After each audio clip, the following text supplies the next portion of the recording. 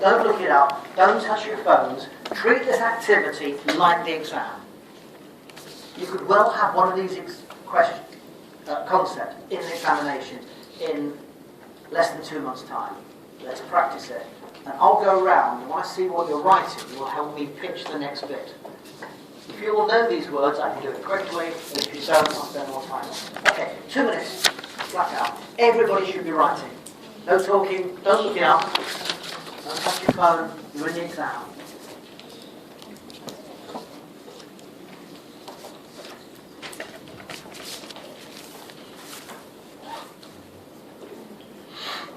Some good answers, some half answers, some blanks, and some people on the wrong page. Well, you can't win them all.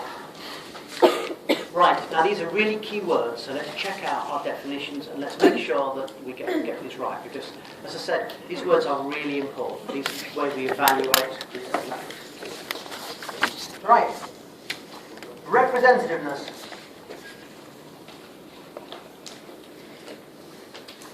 Data is more objective when we can generalize from it. If you can generalize from your data, it's much more objective. And we do this largely through sampling, which I'll talk about later. Yes. The second one was standardization.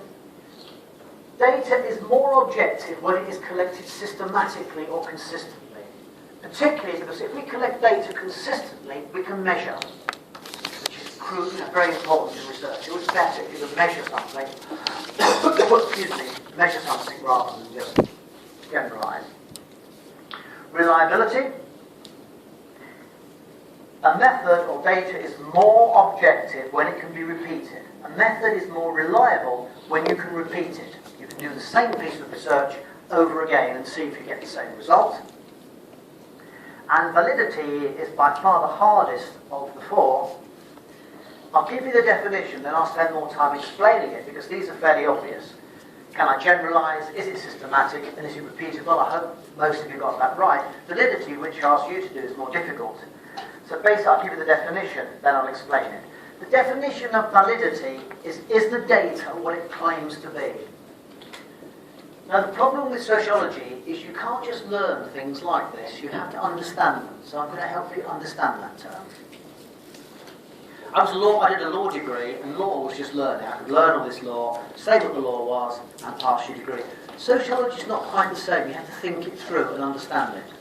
So let's go back to when I asked you to write down 3 things about your ideal partner. Let's say it's a guy. The girl's written she wants someone to be good-looking, funny and successful. And you meet someone, you think he's good looking, he's funny and successful, okay? And you think, is he really like that? Can I trust him? And you won't know that until you get to know him much better. Because people will often be very nice when you first get to meet them, and then you find they're not as nice as you think they were. So basically, the key question here is trust. What we really mean by validity is, can I trust the data? Now this is to help you understand it. But in the exam, it's better if you put the technical definition. Is the data what it claims to be? But if you want to say in brackets or just after it, what researchers mean is, can we trust the data? That'd be quite a good thing to do, that's fine. It's about, can we trust the data? Why might we not trust the data? Well, look at it this way. I could give you a questionnaire, and one of my questions could be, are you prejudiced against people from other cultures? And you would all write no, I hope, and you'll all be telling me the truth. But the problem here is we can be prejudiced without realising it. So, the data may not be valid. Or you could answer one of my questions quite honestly, but mean something very different by your answer, as we'll look at later on. Or crime statistics may not be valid because many crimes are not reported to the police. There's all sorts of reasons why data may not be valid. One more time, you must know these words, you must learn them, because this is how you evaluate research methods. You don't evaluate in terms like it takes a long time, it's messy, people may lie to us, it's dangerous. These are not good answers. You get something for writing those kind of answers, but this is how you evaluate data. Now these aren't the only criteria. We have others.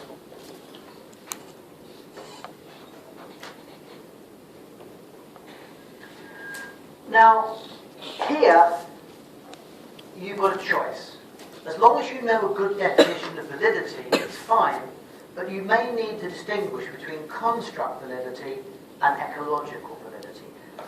What we mean by that is construct validity is more or less what I said. Can I trust the data?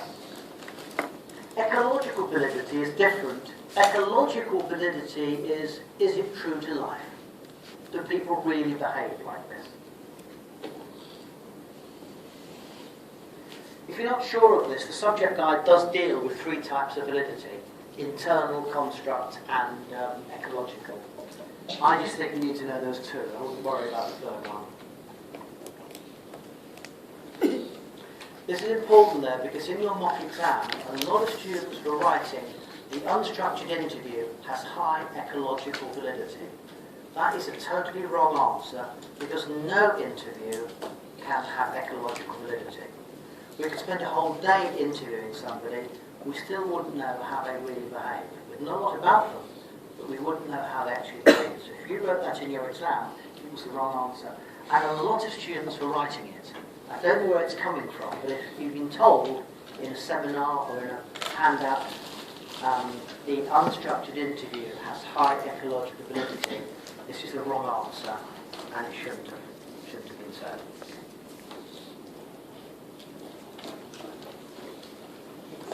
Right. These are the key concepts. Now, these criteria are not the only one. There are other criteria you can bring into an exam answer. For example, things like time and cost are important. How quickly did you do the research? How much did it cost? Do I get big numbers? Can I measure?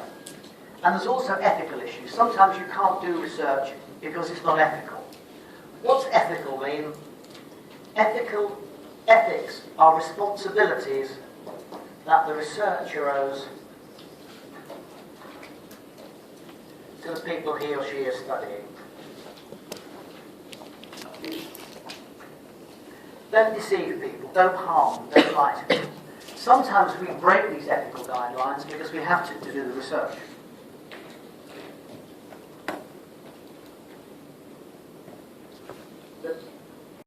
But if you see the word ethics in an exam paper, I don't think you will, but if it does crop up, all it means is a responsibility that researchers owe to the people we're studying. Don't harm them, don't lie to them, don't deceive them, keep their confidences, don't pass information on about them. These are general things that doctors and all professional people have ethics. Okay, but the important ones are representativeness, standardization, because that gives us measurement, reliability, and validity. Learn them, learn them, learn them. I guarantee you, however the question is set in the exam, you will be able to bring these ideas in. You must get 8 or 9 or 10 marks on the research methods question, because it's an easy question. It's what we call an open goal question. It's just a gift from the examiner to you, so don't throw it back in. Okay?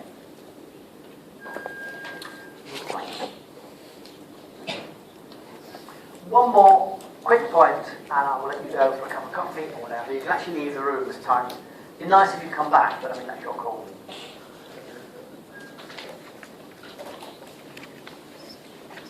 When we do a piece of research, we plan it, we do it, and we interpret the data. That's how research works. You plan it with an overall framework. You then go and do it, which is the method, and you then tell a story about it. It's a bit like going on holiday. You're planning a holiday, you book your hotel, your airfare, you do your holiday, and you tell people about it. Same with research. The only point I put on the overhead is don't confuse design and method. A design is the overall framework of the research. A method is how we do it.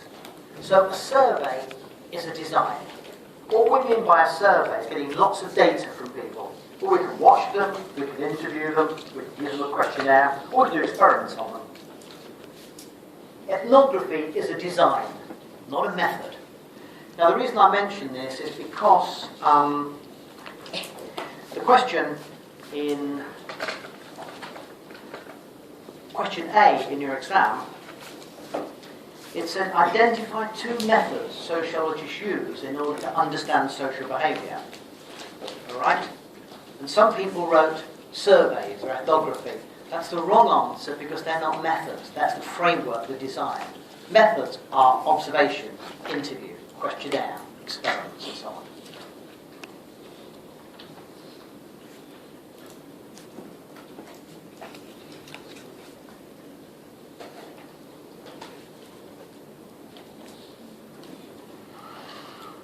Okay, now what we're going to do after the break is talk all about research methods and make sure that you get full marks for the methods question that you will be sent. But we've been going for some time now, so just we'll just finish design and then I shall let you move on.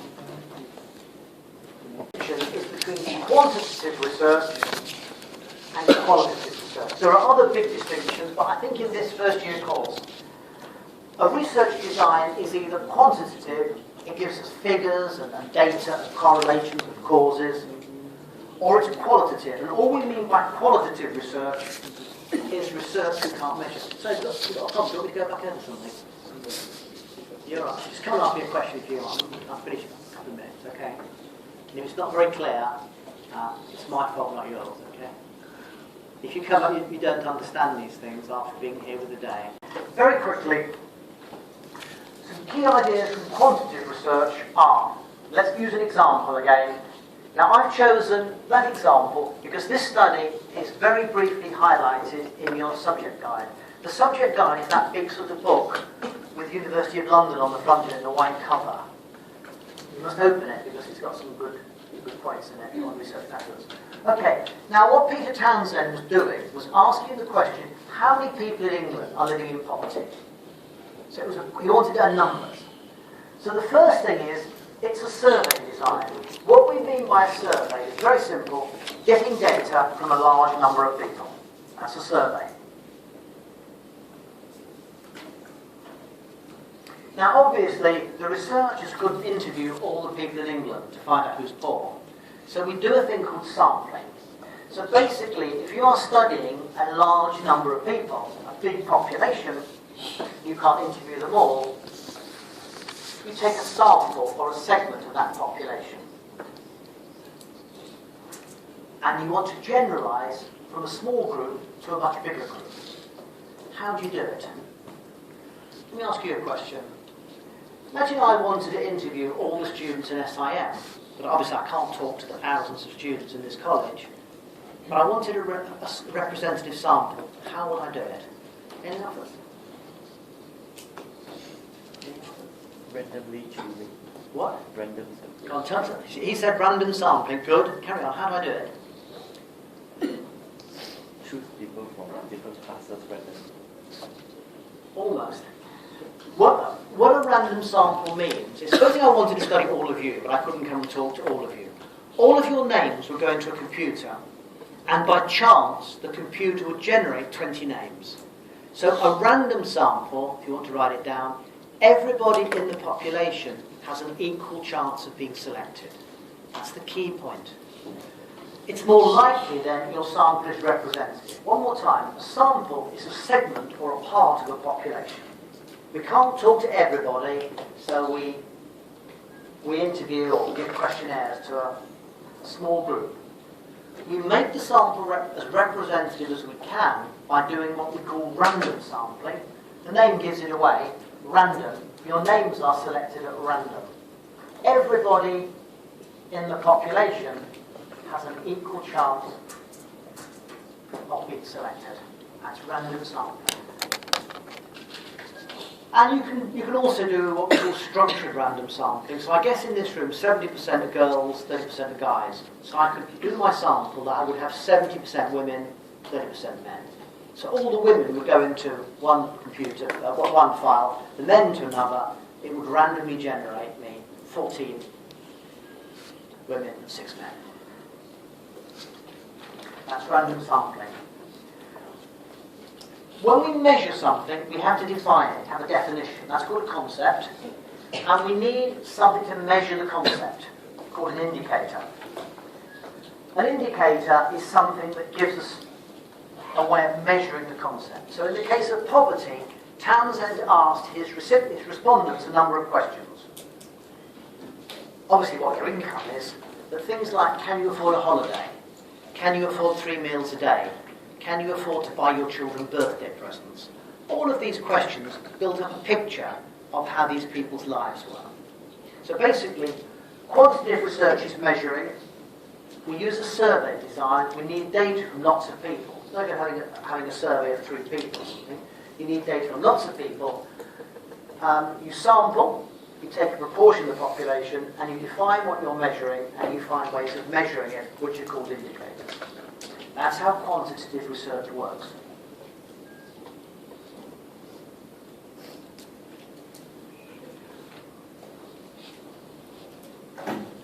Not all research in sociology is quantitative. If this was economics, in economics, everything is measured. And that's why economics thinks that sociology is not a very good subject, because we don't measure a lot of the things we discover. Well, qualitative research is when we can't measure. Here's the example, Humphrey's tea room trade. And the first thing to say about this study by Loud Humphreys is it's not a study of drinking tea.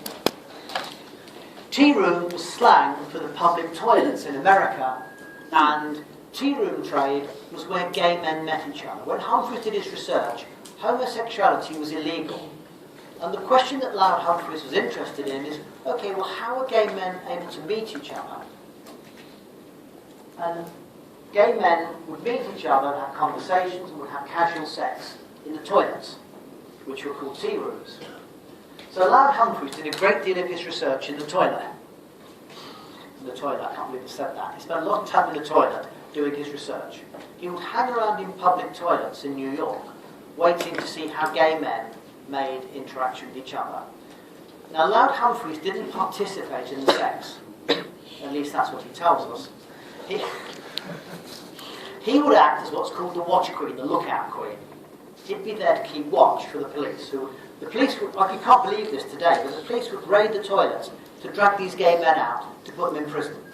You'd think they'd have better things to do with their time, wouldn't you, really? So much crime in New York, but no, they were trying to catch gay men. Okay, so they'd do that. And what Loud Humphreys was interested in, how do these people who are so oppressed because they happen to be gay, they can't meet each other like heterosexual people can meet in bars and clubs and parties, and nobody minds that at all. These guys' lives were horrendous because what they were doing was at that time illegal. So they'd have systems of signalling. They'd have their hair a certain way. They'd have rings on their fingers in a certain pattern.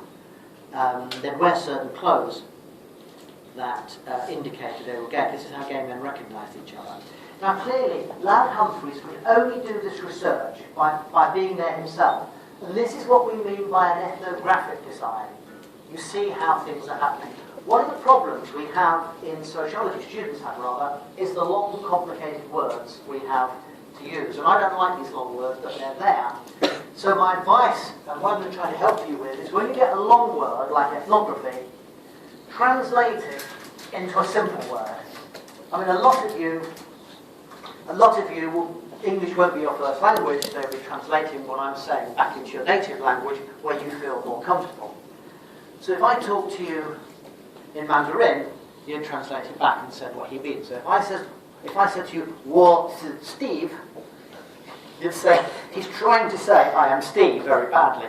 You'd translate it back. Do the same with sociology. What we mean by ethnography is being there, seeing things as they happen.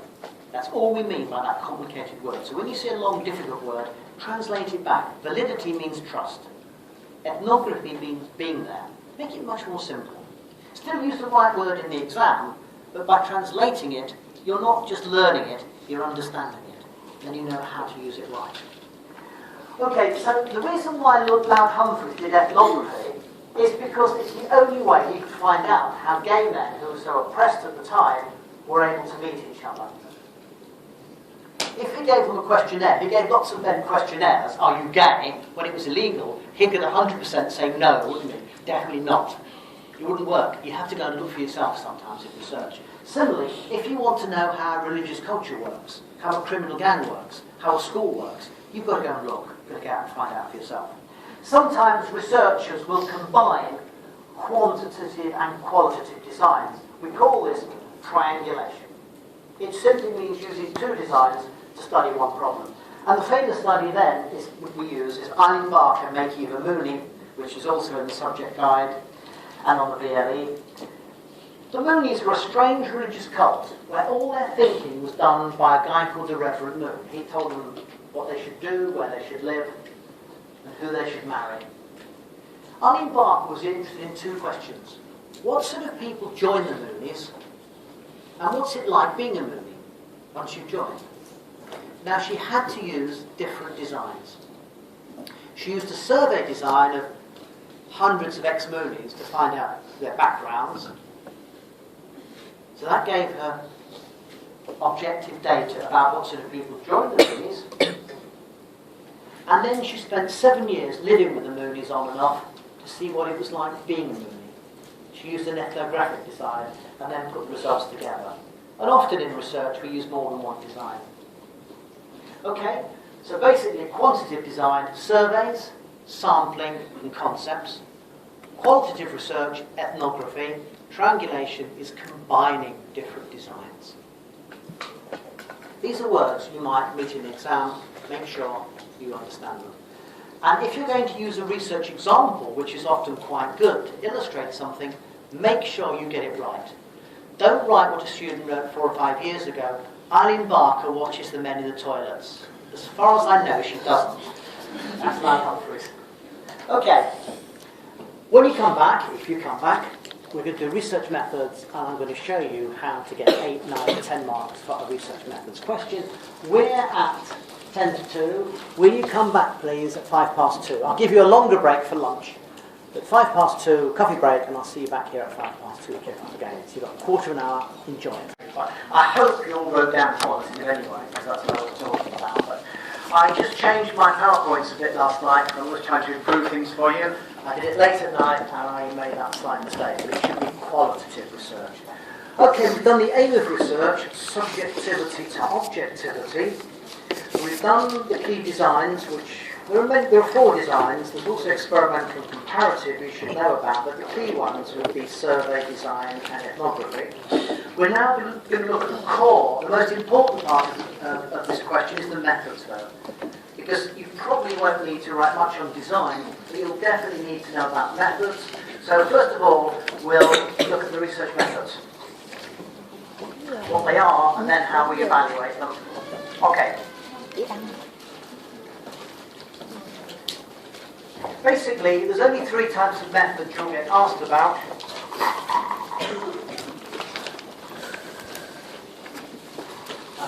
So I was just explaining to the students that we have changed the earlier heading from quantitative to qualitative, so thank you for that. Okay, you only get asked about 1 of 3 areas. You might get asked about interviews, including questionnaires. You might get asked about observational methods, participants and non-participants. And you may get asked about the analysis of secondary data, which will either be, I think, official statistics or documents. There won't be any other type of method you'll be asked about. It will be one of those 3 areas. So as long as we know them all, you're covered.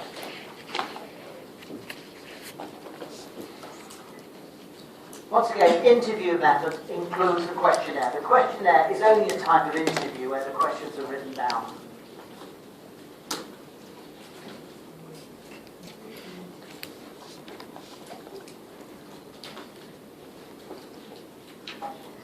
Okay, what should I know about these methods? Obviously you need a clear knowledge of what the method is. You need to know exactly what a structured interview is.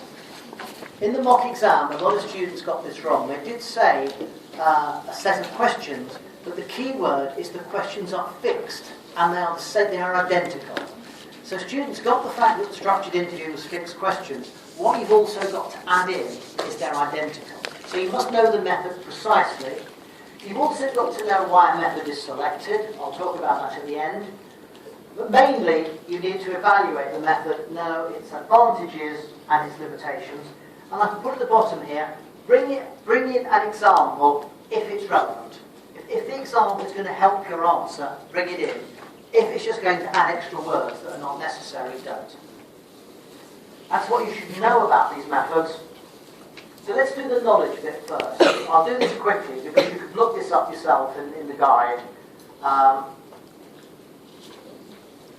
But basically, interviews can be structured,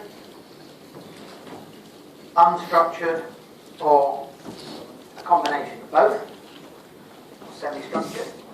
Okay, I mean, don't write this down because this is just getting us into the method. Structured, unstructured, semi-structured.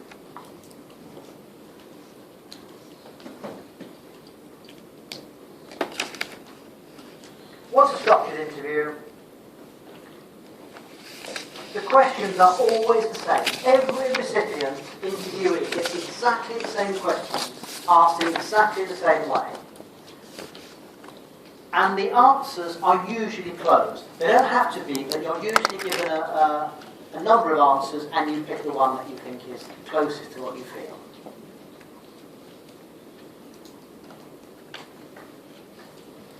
So the key idea is the questions are identical. Everybody gets the same questions. That's the structured interview. The questions and the way they're asked doesn't vary. Okay, no need to scribble these down really because this is in the book for you. The unstructured interview is different. In the unstructured interview, the interviewer has questions he or she wants to ask, but it's much more like a conversation. So here's the unstructured interview. It's more like a conversation. The interviewer has got his or her questions, but there's no fixed schedule. So I might say, tell me about living in Singapore. And you might say, I love it. I say, what do you like so much about Singapore? But I ask my second interviewee, I say, do you like living in Singapore? And she says, no, I hate it. So I said, what do you hate about Singapore? And straight away, the interviews have gone off in different directions. So that it's more like a conversation. And the respondents will answer in their own words. They won't tick a box. They'll say, I like Singapore because. I like sociology because. I like men with broad shoulders because.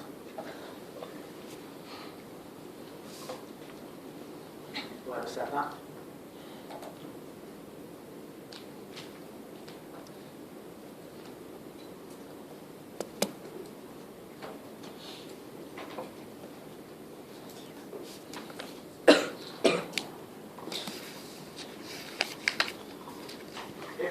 It was funny.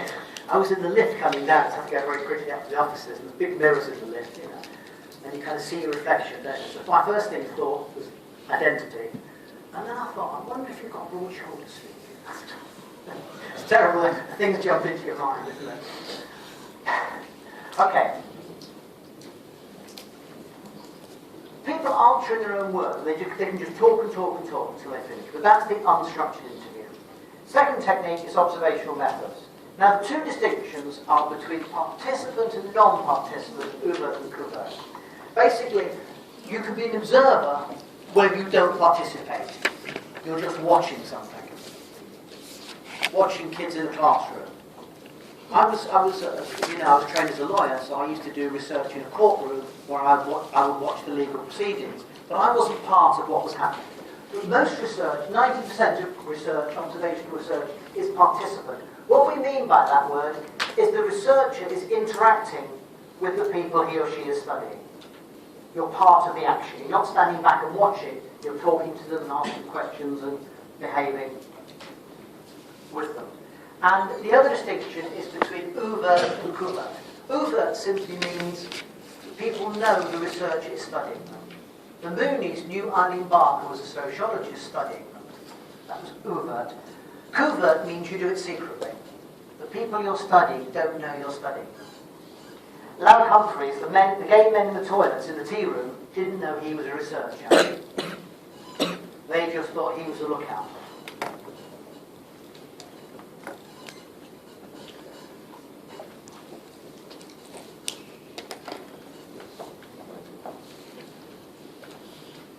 Okay, three key methods. Structured interview, unstructured, observation. These are all primary methods. What we mean by a primary method is the researcher gathers the data himself. He goes out and collects it. Now, you will get one of those three methods or analysis of secondary data. you will be asked to evaluate them, I'm absolutely certain. So what I want to do now is to test your skill at evaluating a method that I'll give you, and then I want to go over it with you. And what I'm going to focus on is not, the right answer. What I want to focus on is exam technique. Okay. So let's do some work. Can you turn please to page 8? Take these questions, the different questions to you, because that's how it will be in the exam. You won't get a choice.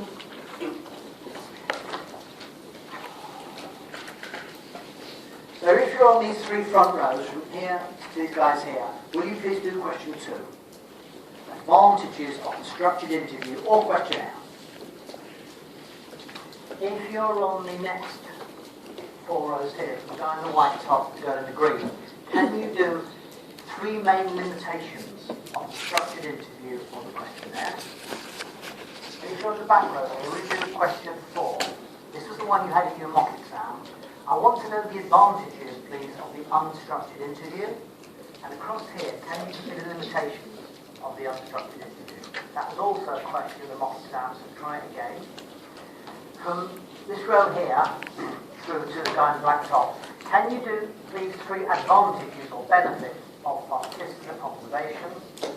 And you 3 at the front here, 3 rows here, will you please do 3 limitations and problems of the unstructured, participant observation, sorry. Now you've got 4 minutes to do this. I want you to treat it like the exam. Don't talk, don't look it up, whatever you do, and don't mess around with your phones. We're in the exam hall now, this is exam practice. Treat it seriously, it will help you.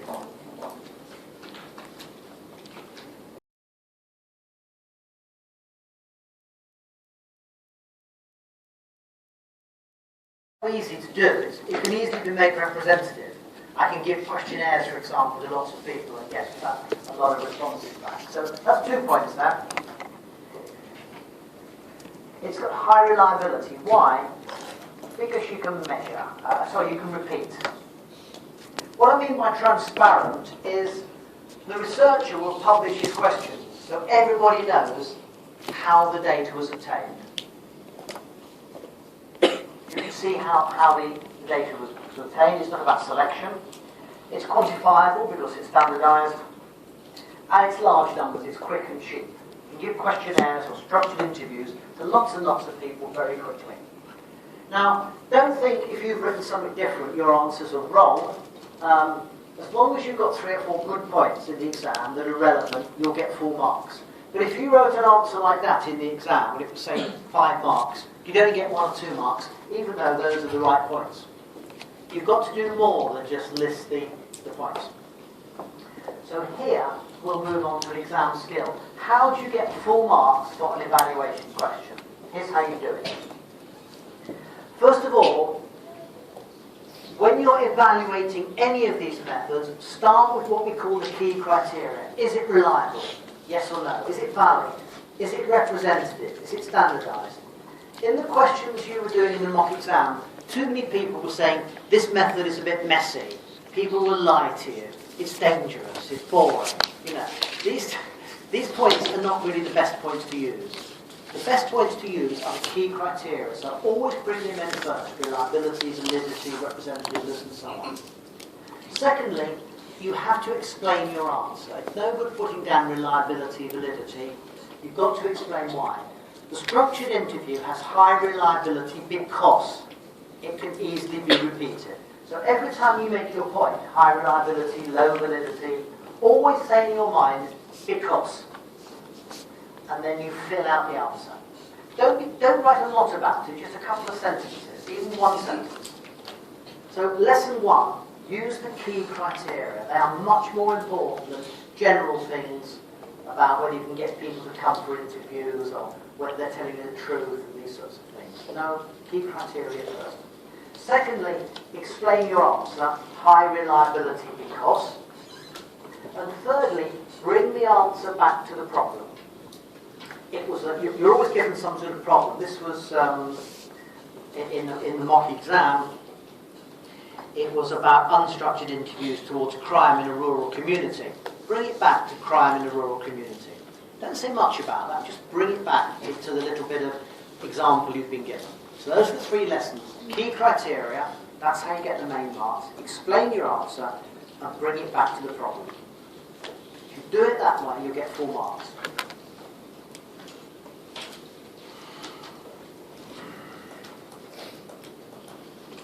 Don't bring in a lot of irrelevant information the examiner hasn't asked for. Don't give the examiner stuff he hasn't asked for. Just keep it short and sharp and to the point. A lot of students were writing like a page and a half for a methods question, point 1, about 2 pages, and for the essay question of Marx or Durkheim, they were writing a few sentences. It's the other way around. A few sentences for the short answer question and a page or so on Marx. Okay? Keep it short and sharp and to the point. Don't bring in lots of extra information that the examiner hasn't asked for. Okay? But that's the important one here. That's how you do it. Now, the structured interview of the questionnaire gives us lots and lots of really good benefits and is widely used in research, but it comes with limitations. All research methods come with limitations. There are certain things they don't do. Second row, we will look at limitations. Okay? It may lack validity. It certainly lacks depth. It lacks flexibility. It lacks flexibility because you can't follow up with new questions. But the main issue with the structured interview of a questionnaire is the issue of validity. And you can say, for example, it lacks ecological validity because you don't know how people behave, but it also lacks construct validity. And here, we need to spend some time explaining what we call in sociology the meaning problem. And I'm going to do that, but I'm going to go back to your mock exam to give you a bit of advice on the mock exam as well. I don't know if you have the phrase in Singapore or Vietnam or Indonesia. We call it killing 2 birds with 1 stone. Now, question 1 in your mock exam said, what is meant by understanding in sociology? And the majority of students who answered this question said it's understanding why crime happens. No, it's not. Understanding has a very, very precise meaning in sociology. And what we mean by understanding is trying to find out the meaning that people give to their actions. Or what people mean.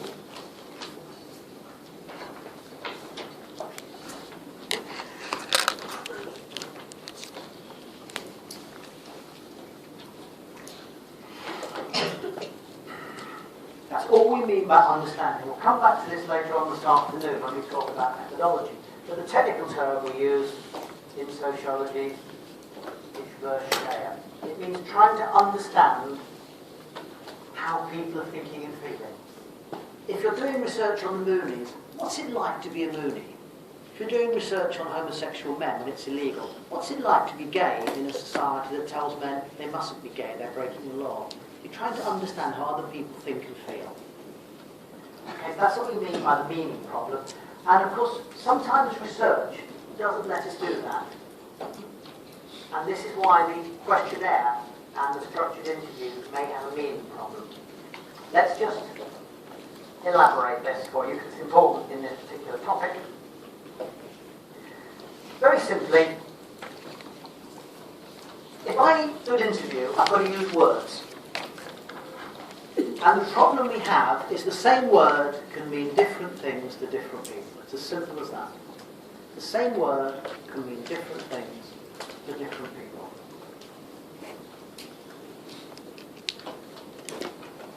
Example, which I'll do now. Imagine we are interviewing kids at school, teenagers, about their teacher. And imagine one of our questions is, do you think your teacher's excellent, okay, or poor? Very simple, closed question. And imagine half the students say their teacher is excellent.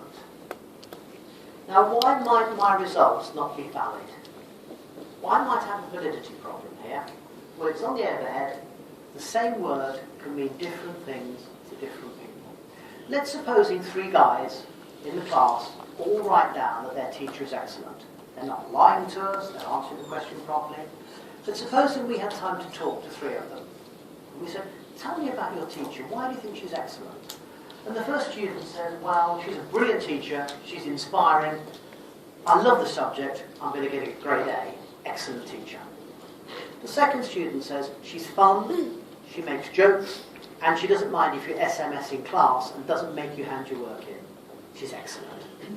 These are 2 very different students, aren't they? And the third one says, she's got a great body, excellent. These are 3 very different students, but they all mean different things by the same word, excellent. And this is why the structured interview or the questionnaire may have a validity problem, because the same word can mean different things to different people. If you get asked this question in an exam, you say the questionnaire or the structured interview may lack validity because the same word can mean different things to different people. And then, as I've got on the board, give a short example. 2 students may mean different things by excellent. But my advice to you is don't use my example, make up your own. Because if the marker in London has 87 students all doing the same exam, the marker will think, oh, they got that from London. But just use your own example. How the same word can mean different things to different people. But that's how you do it. The meaning problem, it lacks validity because the same word can mean different things to different people. And just illustrate it very quickly with a short example. Now I'm going to do a piece of research with you now.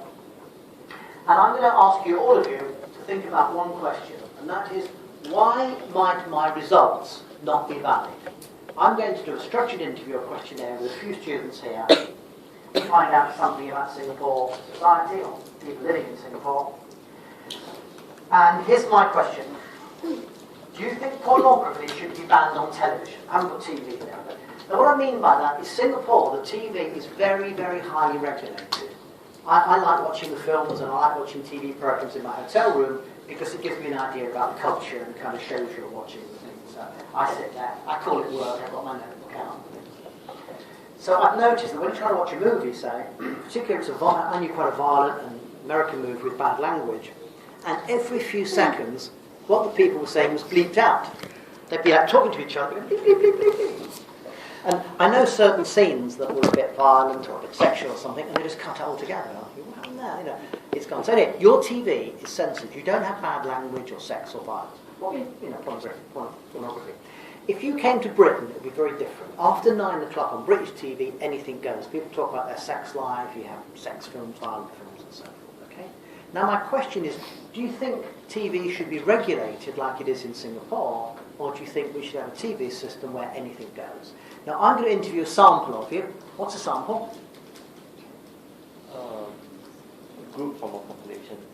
Second, yeah, good. How can I get a representative sample? Random. What's random sampling? A representative of a group of people haven't given a group. You could check me out. Good, all right. Okay, here's I'm researching now. All I want you to think about is why might my results not be valid? So your mind, do you think TV should be censored like this in Singapore? Do you think pornography should be had on TV? Yes, no, or don't know? Yes, it should be. Yes, it should be. Should TV be censored? So are you in the middle? Don't know. You think it should be censored? You're a yes. Okay, don't know. Should it be censored?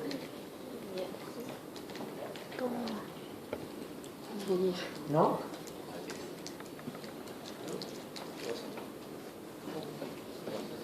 Okay, here's my I reckon about 60% of my sample think that TV should be censored, in the way it is in Singapore and other countries. About 40% thought no, people should be their own censors and they should be free to make up their own mind. Okay, 1 or 2 aren't sure.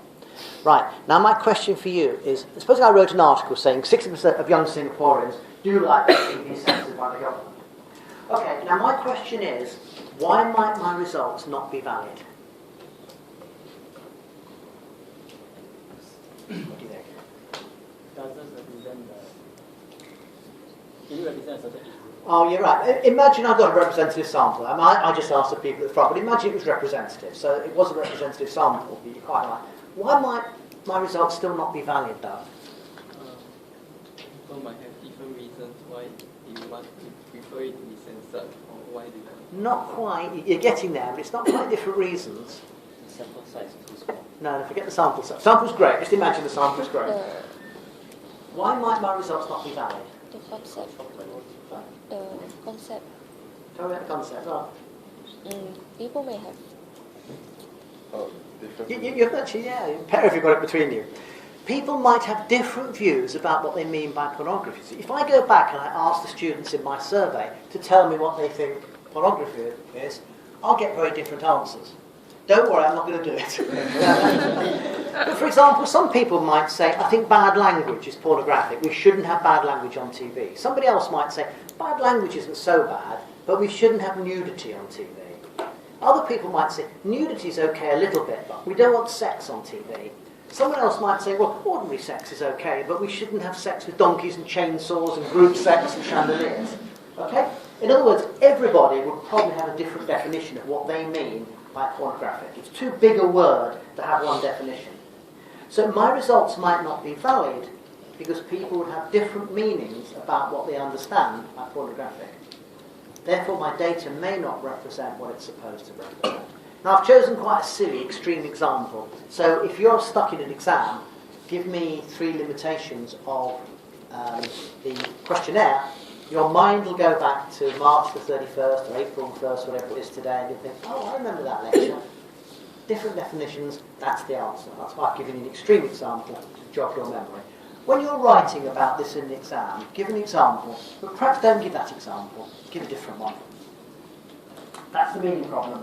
Now, one of the ways we get around that in sociology is we can ask unstructured interviews which allow people to elaborate on what they mean by an excellent teacher, a pornographic video, or whatever. Okay? So have a look at what you've put at the back there. Here are some of the advantages. Greater concept validity. Don't say what people said in the exam. Greater ecological validity. It's flexible. It gives you much more depth. And it can lead to the development of new ideas. But the key benefit is it allows people to talk about their experiences, feelings and emotions and gives us much more depth and much greater validity.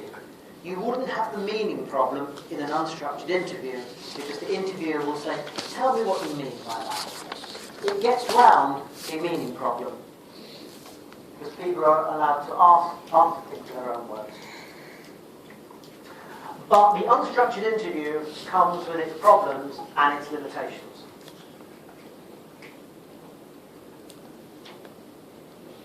It's not standardised. It's less reliable. Why? Because every interview is different. It's less transparent because of all the things that the person said in a long interview, the researcher picks what he or she thinks is important, so we don't know what everything else was said. And it takes a long time. You can only interview a few people and it costs a lot more money. But notice, one more time to emphasise this, notice where I've started, with a core criteria up here. It's fine to talk about these things later on, but get the important ones in first. They're universal. Whatever way the question is spun, you can get reliability, validity, representativeness in one way or the other, either as a strength or as a limitation. So the unstructured interview comes with many benefits compared to the questionnaire, but it brings a whole lot of problems and limitations as well. What we also have to remember is that both methodologies, so both sets of interviews have certain general limitations. Let's have a look at, I just want to check a few things for myself. So is this lesson helping you? Are you learning a bit from me? Are you glad you came today? Yeah. Do you think I'm a good teacher? Yes. Is this helping you? Yeah. Are you glad you came? Do you like my teaching? Do you think I'm okay to do your job? You happy you came? Okay, if you didn't hear at the back, I asked the students at the front a number of questions about whether they like me as a teacher, and of course they all said yes. It doesn't matter what, doesn't mean they really thought it was, but it'd be very impolite in a lecture to say, no, you're rubbish, go back to England. I mean, a student might say that, I'd be very unlucky if you're doing that example. But generally speaking, Now remember, the interview is a social situation. Generally people like to be polite and friendly, and sometimes people give the researcher the answer they think he wants or she wants. It came to me when I was a researcher collecting data for a professor in like a mother and little child clinic called a toddler clinic in the UK, and we were asking about how mothers discipline their children. And one of the questions was, do you ever hit your child? Frequently, occasionally, or never? This woman said to me, I never hit my children. I don't believe in hitting children. So she said a bit more about it. A little bit later on, her child got into a fight or was misbehaving. So she gets up for the interview. She's a big lady, really broad shoulders, by the way. I've heard her say we like her. And she picked up her kid and she went right in the face. You know. The kid sort of flew across the room to the back of the wall. We had to hold things up while we found his teeth and got to get the teeth back in. So, I was only about 21, 22 then, so I got this wrong. So I said to the lady, excuse me, can I ask some questions again? Do you believe in hitting your children? She said, no, never. There's a child lying there unconscious, no teeth. Yeah. That's the interview effect. Another problem with all interviews, however we do them, is they lack ecological validity. So two problems with interview is the interview effect. It doesn't make data not valid, but we have to bear in mind that sometimes people are being friendly and polite. And that's something you always have to build into an interview and make allowances for. This won't come into your exam, but the way we do it is we build in other questions further down the interview so we can verify and check the answers. But don't worry about that, that's a more advanced thing. The second thing about the interview is all interviews lack ecological validity. What is ecological validity? Does the person behave like this in the real world? Now, we can interview people for 6 months and we would never know that question. So the way we find out how people really behave in the real world is we go and look for ourselves. We do participant observation.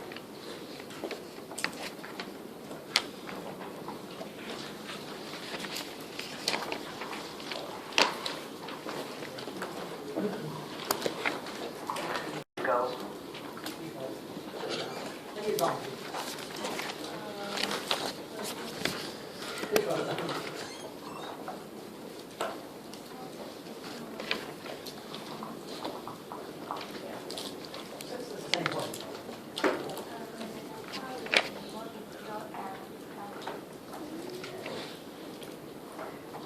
What she said, the data will be more detailed. That's fine, but be a bit more specific. What you might say in that circumstance is, well, it's got more validity because you can see body language, things like that. Good? Anything else? More authentic. More authentic, if you want, yeah. Ecological. And also, all types of validity. Okay, let's just look at the advantages. The two main ones, the key ones here, it gives us higher ecological validity and it also gives us high construct validity because you can listen to how people explain things and you can talk to people and ask them questions as you can in the unstructured interview. So what observation gives us that no other method gives us is ecological validity, but it also gives us high construct validity. What I haven't got up on my overhead, which a student mentioned, it gives us more authenticity. You can actually see how things happen. So, again, it's not you have to get the 3 or 4 points I've got, as long as you've got several good points.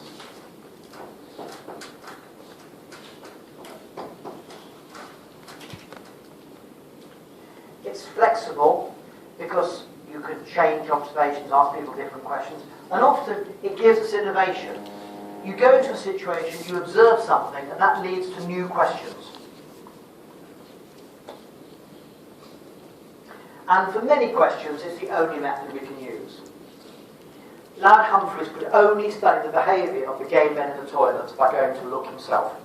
He couldn't do it through any other method. So what you put in your exam answers is that if you have to understand the culture or the life of a social group, this can only be done through observation of one sort or another. But of course, observation comes with limitations, doesn't it? Can you give me one, please, sir? Anything you like.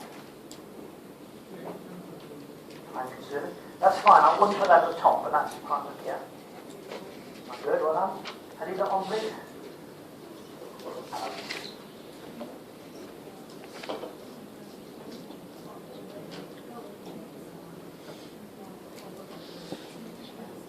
Good. She said people won't be themselves. I mean, they normally are, but they might not be. What's the technical term for that? Doesn't matter. You got the point right. Why is the subjectivity? That's a good one. Tell me why.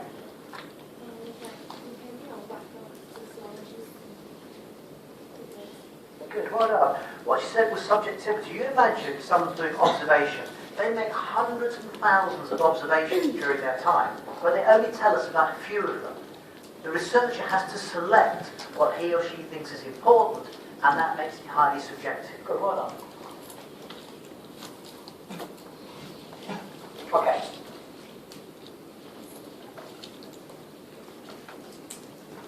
Low reliability. It can't be repeated. It's not usually representative. You're studying one classroom, one gang, one small group. So it becomes harder to generalise. As we've just heard, it can be subjective. Why?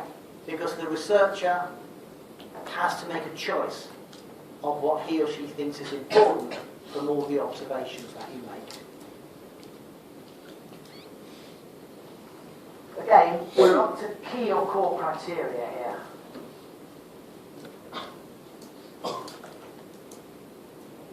There's some less important ones here. All we mean by going native is you can sometimes over-identify with the people you're studying and you lose your sense of detachment. The observer effect, as one of the students said, is that sometimes people will change their behaviour because they know they're being watched. They'll try and be more efficient or look better in front of people. Or if you're studying a gang, they might exaggerate how dangerous their life is to impress the researcher. Now, one way of getting over the observer effect is you can go undercover, which we call covert. But that, as I said earlier on, raises ethical problems. You're then deceiving people, and that may be a problem with the research. Also, obviously, observational methods are time-consuming and labour-intensive. It takes a long, long time to do an observational study. So, although the observation has the great benefit of high ecological validity, it comes with its own limitations. Now, what I want to do now is just another thing that might appear in the exam. Sometimes a question may ask you for, if it says disadvantages, like your mock exam did, it's fine. But it might say difficulties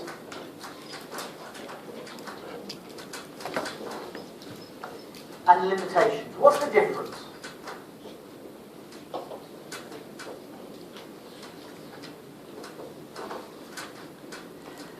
In very simple terms, a difficulty is a practical problem. So, for example, in observational research, it may be problems of access. It may be problems of maintaining relationships when you're doing the study. You may have an issue about recording information. Now, we're talking observational research here. This comes with the territory. You've got to get in, you've got to keep in, and you've got to record information. If you're taking notes all the time, people are going to start thinking, what's he doing? I did observation in what we call in England a social service department, studying social workers. And what we were researching, because a lot of children have been killed by their parents, and the social services of people who have got a decision to take a child away to its natural parents. And my research and my researchers was looking at how that decision was taken. And I had to go undercover. I went in as a trainee social worker, pretending to be part of a team, but really I was a researcher. And I was wired up all the time with recording equipment, so I recorded everything that was being said and then we played it back. And one day the recording jammed and it started going beep, beep, beep in my chest. And I sort of quickly excused myself from the room. And the word went round the department. They thought I got what we call a pacemaker for a bad heart, but had gone a bit wrong. And everyone said, oh, Steve's got a bad heart. And people saying, please sit down here, don't go up the stairs, Steve, I'll get this for you. It's really quite nice. Difficulties are things which can be solved. They're problems, but you can solve them. Limitations are things that cannot be solved. You cannot make observation reliable. you can't make it representative, and you can't measure. So basically, difficulties are problems that can create difficulties for you, but you can solve them in theory. Limitations are built into the method. There are certain things observational research can't do, and can't be reliable, for example.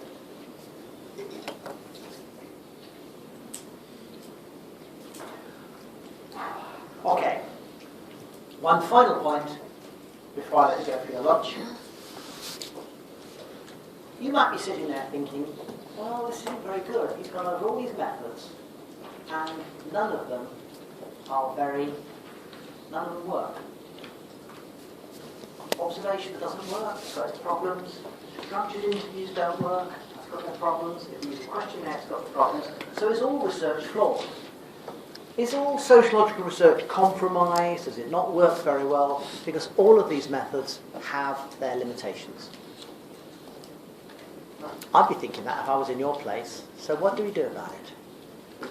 Well, if you want to know the answer to that question, you've got to come back after lunch, and I'll tell you how we have the skill of application. Right, I'm going to let you go now for your lunch break. I'd like to see you back, please, at 4 o'clock. You've got an hour.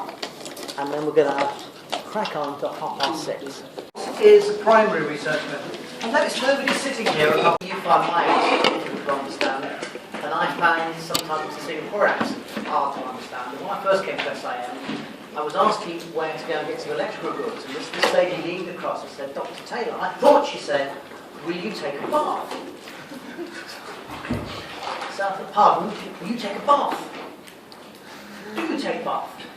And what she was actually saying was a bus. Will you take a bus? Well, she meant a bath. Anyway, what we're going to do now briefly is we're going to look at what we call the secondary data. And I think if you get a question on secondary data, first of all, what we mean by secondary data is data that is already in existence. It's there. The sociologist doesn't go and find it. It's there in the form of statistics. It could be TV programs. It could be magazines. It's data the sociologist analyses that he or she doesn't know. And I think if you get to a question on secondary data, it will only be one of two things: official statistics or documents. So we'll just check them through. First of all, let's go back a bit. What are official statistics? Well, official statistics are easy. It's data kept by the government and other big organisations. So SIM, for example, hospitals, police departments, they will all keep various forms of statistics. But most statistics are from a national government. And they might be economic data, they might be population data, births, marriages, immigration, emigration. They might be crime statistics, health statistics. There's a mass of data kept by big organisations. And the sociologist uses this data and it brings us certain benefits. It's standardised, it's reliable. It gives you very large numbers. Governments keep large amounts of data. And often, if we want to study population movements, or birth rates, or death rates, we can only use the official statistics. There's nothing else we can use. So why do sociologists use statistics? Well, because they're there. And also, of course, they're quick and they're cheap. They're just there and we look at them. So a lot of sociological research, particularly big studies, is based on, it's hot in here, isn't it? It's based on government statistics. Now, if you get sort of question on official statistics, it's a little bit different from the evaluation of the research method. Because we can't say statistics have limitations. In some cases, they might be fine. So what we do in this case is we say there may be problems, not there are problems. It's the simple fact that participant observation is not reliable. There's no argument about it, it's not reliable. With official statistics, they may have problems. And you might just have to highlight 2 or 3 of them. We're not saying all the statistics have these problems. The first one is official statistics may lack validity. What's validity? The data may not represent what it's supposed to represent. Now, in very simple terms, to collect statistics, we have to have a definition, like we said this morning, a concept. If that definition changes, the statistics are not comparable.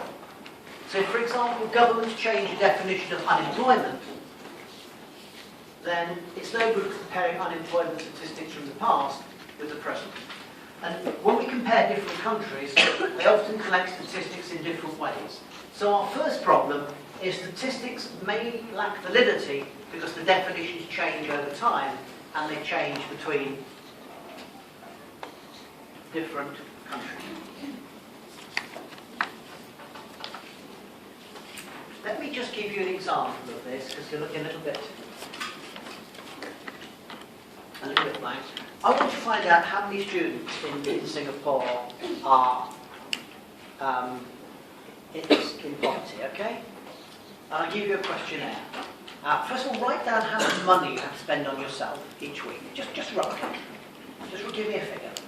Doesn't matter if it's accurate or not, just roughly. I've got $50 myself, you know, for going out, coffees, music, your phone, Japanese restaurants, anything you like doing. How much money have you got to spend on yourself? Write the figure down, please.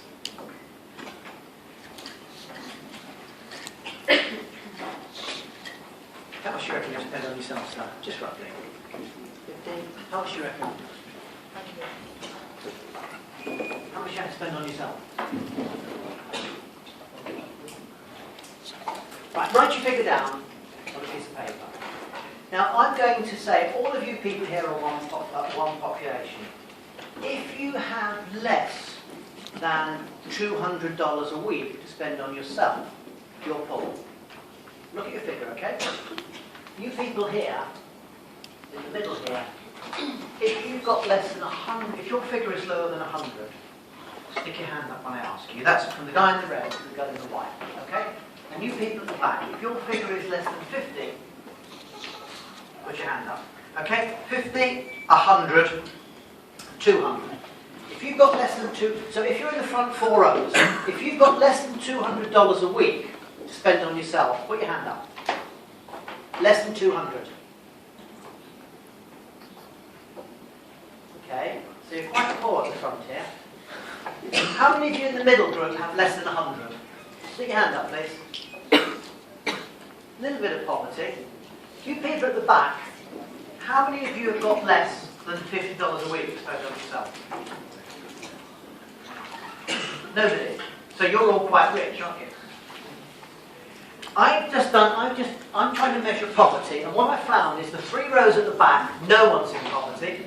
These 2 middle rows, about 10% are in poverty, but when I come down to the front, about 75% of you are poor. So I'm a sociologist and I like equality, so I'm going to ask you to balance it.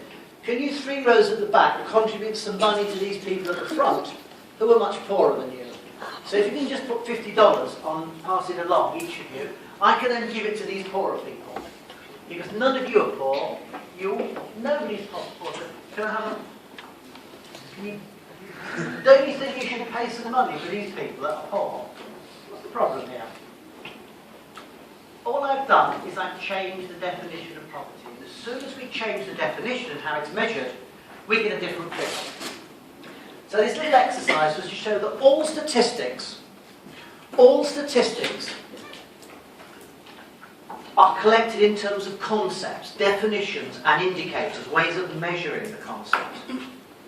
Now, if these definitions change, the statistics change. And that's the problem we have with statistics.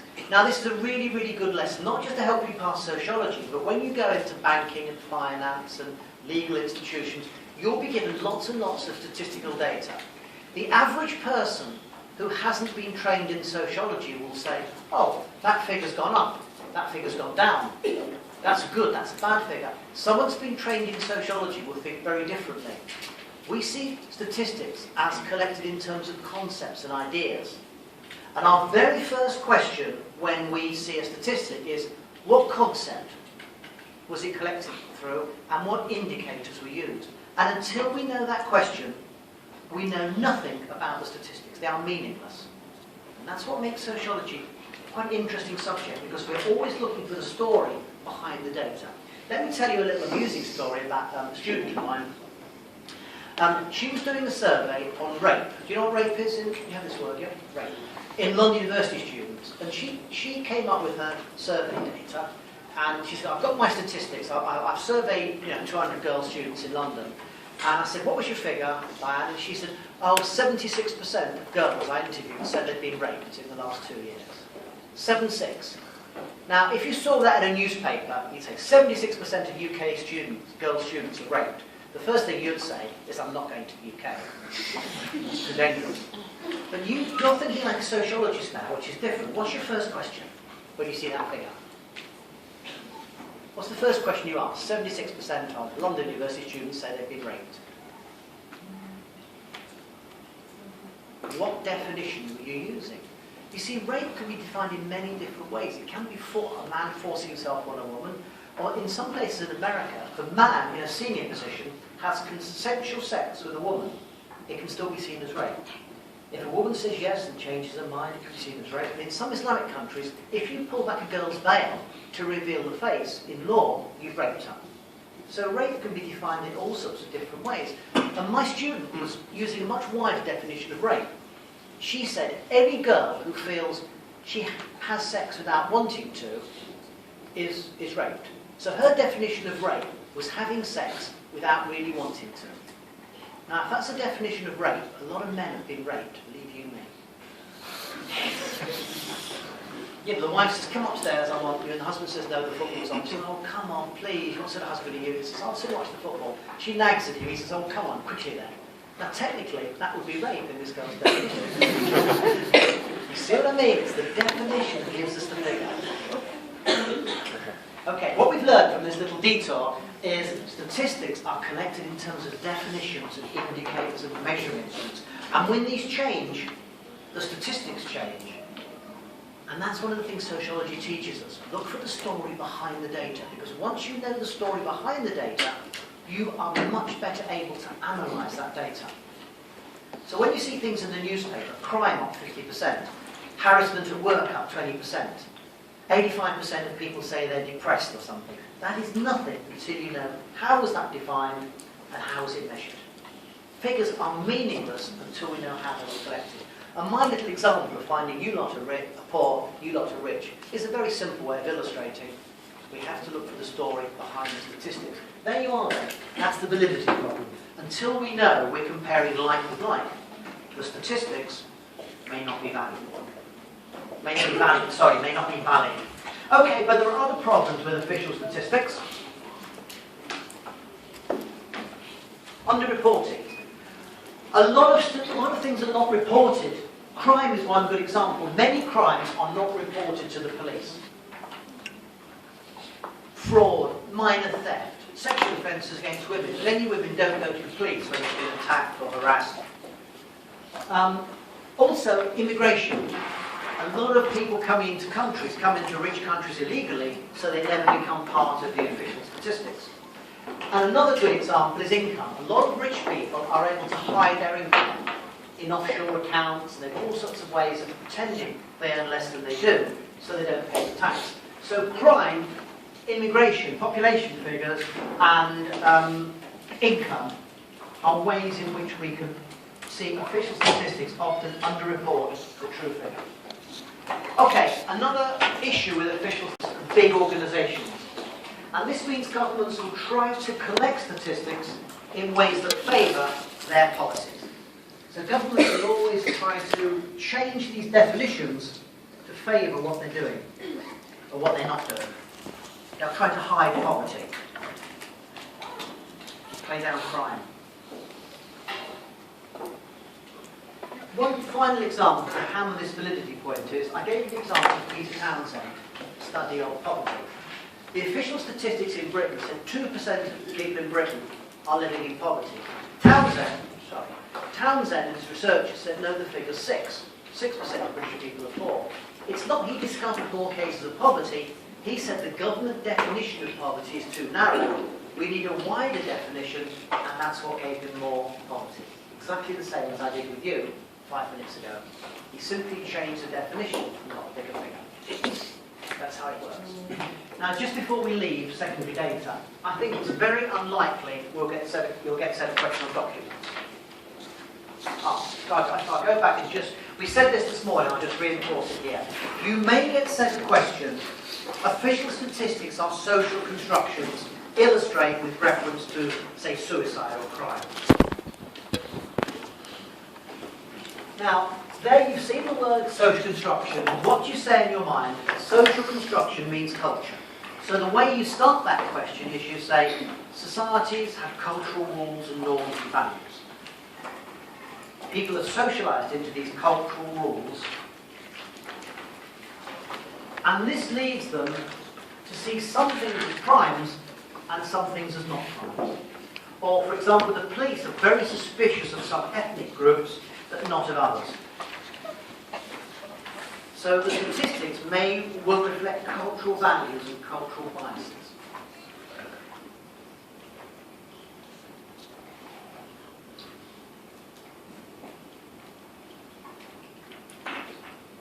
Statistics may reflect cultural biases and cultural values. A good example of this would be to take a country like Britain. When we look at the British crime figures, the highest crime rates are amongst black people, African and Caribbean people, then white people, then Asian people, lowest down. Now the police have got an idea in their head that black people are criminals, they're all doing drugs, they're in gangs, white people are a big criminal, and Asian people tend not to commit much crime at all. So they're hauling black kids into the street to arrest them and see that they're carrying drugs. So it could be that the crime figures are because police have a cultural bias against black people, a bit against white people, but not against Asian people, because they see them as not committing much crime. That's an example of how crime statistics are influenced by social construction. Another example would be suicide rates. Now, a guy's washed out of a pond, or someone's taken an overdose of drugs. Is it suicide or accidents? Well, we don't know. So what the officials and coroners will do is they'll look at the person's past history and say, were they unhappy? Had their marriage broken up? Were they being treated by the doctor? Had they lost their job? In other words, what the officials are doing is they're looking for evidence of unhappiness. Because Western society believes people kill themselves when they're unhappy. And it's only when they can find evidence of unhappiness in the person's life, they'll say it's a suicide. If they can't find any evidence, it'll be seen as an accident. You might be thinking, well, all suicide is unhappy. No, it's not. In classic Greek society, you could kill yourself because you're very happy. Or in Japanese society, you could kill yourself because you failed in some way. You failed the organisation of the society. There's a case of a guy called Elisias, I think, a Greek guy. He read a book by a philosopher called Plato, and he was so happy because he thought Plato had solved all the problems in the world. He said, I'll never be this happy again. So he jumped off a cliff to kill himself. Not because he was sad, because he was so happy that nothing would ever be better than reading this book. So he thought, nothing will get better in my life, I might as well kill myself now. But he killed himself because he was so happy. So different cultures have different ideas about suicide. By the way, if you're really enjoying this lecture and think nothing in my life will ever beat today, don't kill yourself. There's something better will come along. You'll fall in love or, get a great job or something. So don't do it, just because you're happy. That was a joke, by the way. Okay, finally, we'll look at documents then. The final thing is documents. Now, what is a document? A document is anything that's got a text.